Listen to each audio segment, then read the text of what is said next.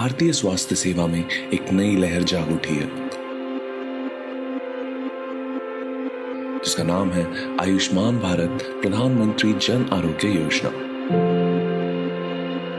दुनिया की सबसे बड़ी सरकारी स्वास्थ्य बीमा योजना, जिससे कि करीबन 50 करोड़ भारतीय नागरिक उचित स्वास्थ्य सेवा का लाभ उठा सकेंगे।